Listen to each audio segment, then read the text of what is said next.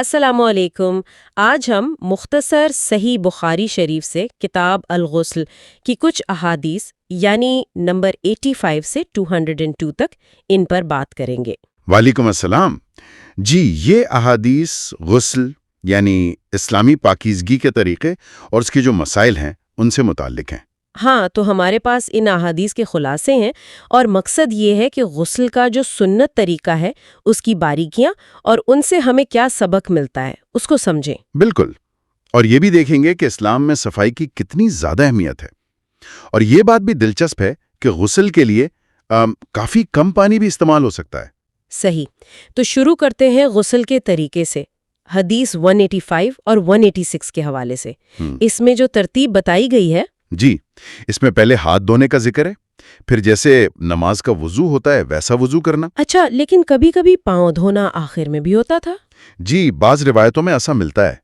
وضو کے بعد پھر بالوں کی جڑوں میں انگلیوں سے پانی پہنچانا، خلال جسے کہتے ہیں۔ خلال کرنا، ٹھیک۔ پھر سر پر 3 چلو پانی ڈالنا۔ جی ہاں، اور اس کے بعد پھر پورے جسم پر پانی بہا لینا۔ یہ ایک مکمل منظم طریقہ ہے۔ واقعی یہ صرف نہانا نہیں ہے بلکہ ایک باقاعدہ عمل ہے۔ بالکل، یہ طہارت کو ایک سنجیدہ عمل کے طور پر پیش کرتا ہے۔ اچھا، اب آتے ہیں پانی کے استعمال پر، حدیث 187 سے 190 تک۔ یہ بات تو مجھے بہت اہم لگی کہ پانی کتنا کم استعمال ہو سکتا ہے۔ جی، یہ واقعی قابل غور ہے۔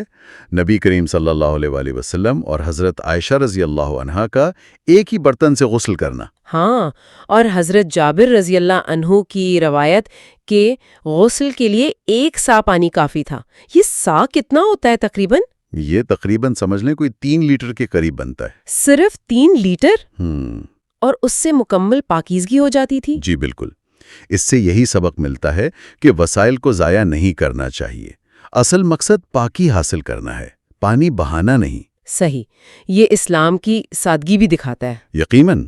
اچھا، پھر خوشبو کا ذکر بھی ہے، حدیث 191 سے 194 میں۔ ہاں، یہ دلچسپ ہے کہ نبی کریم صلی اللہ علیہ وآلہ وسلم غسل سے پہلے خوشبو استعمال کرتے تھے۔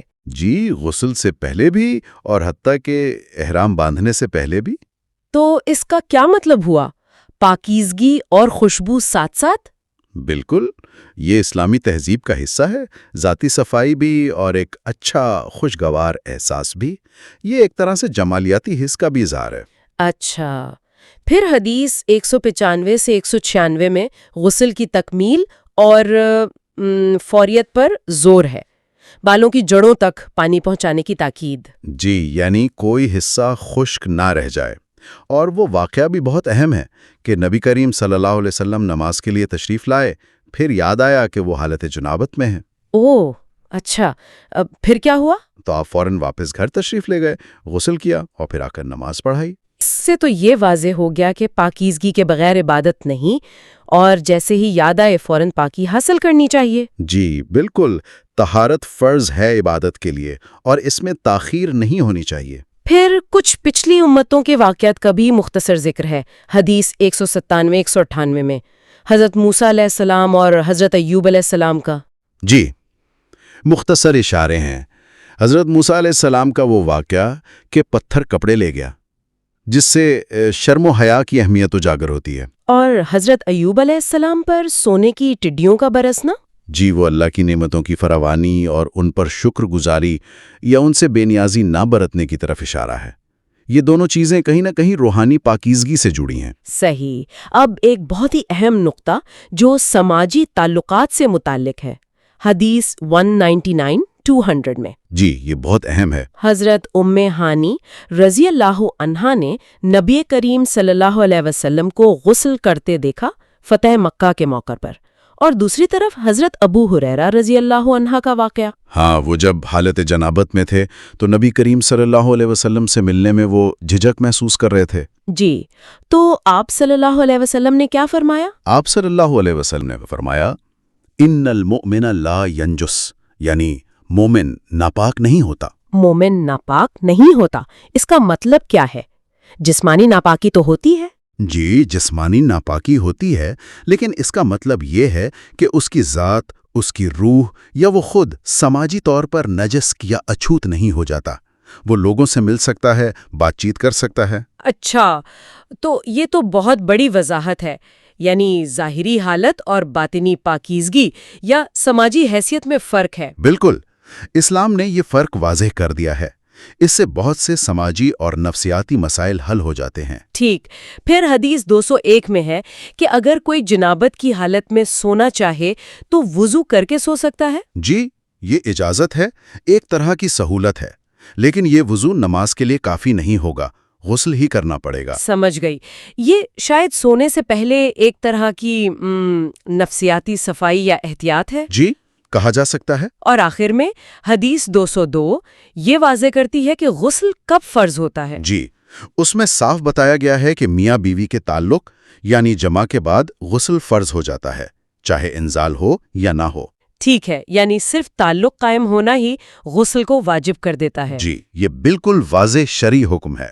تو اگر ہم خلاصہ کریں، ان احادیث سے ہمیں غسل کا طریقہ، پانی کی بچت کی حکمت، خوشبو کا استعمال، پاکی کی اہمیت اور اس میں جلدی کرنا۔ جی، اور خاص طور پر وہ نقطہ کہ ظاہری ناپاکی اور باطنی پاکیزگی الگ چیزیں ہیں اور مومن کی ذات ناپاک نہیں ہوتی۔ ہاں، اور یہ بھی کہ غسل کب واجب ہوتا ہے، یہ سب پہلو واضح ہوئے۔ بالکل، اور جو ایک مرکزی خیال سامنے آتا ہے وہ یہ کہ اسلام میں طہارت کا تصور کتنا وسیع ہے۔ صرف جسم دھونا نہیں، بلکہ وسائل کا خیال رکھنا، وقت کی پابندی، روحانی بیداری، سماجی رویے، یہ سب اس میں شامل ہیں۔ واقعی یہ صرف ایک رسم نہیں بلکہ زندگی گزارنے کا ایک شعوری طریقہ لگتا ہے۔ صحیح کہا، یہ ایک مکمل ضابطہ ہے۔ تو گفتگو کے آخر میں سننے والوں کے لیے ایک سوال چھوڑتے ہیں غور و فکر کے لیے۔ جی ضرور۔ یہ جو اصول ہے مومن ناپاک نہیں ہوتا، حدیث 199-200، اس کو سامنے رکھتے ہوئے یہ سوچا جا سکتا ہے کہ جسمانی حالت اور باطنی حیثیت کا یہ فرق ہماری روزمرہ زندگی میں، ہمارے آپس کے تعلقات پر اور خود اپنے بارے میں ہماری سوچ پر کیسے اثر ڈال سکتا ہے؟ بہت اچھا سوال ہے۔ اس پر غور کرنا چاہیے کہ یہ تفہیم ہمارے سماجی رویوں کو کیسے بہتر بنا سکتی ہے۔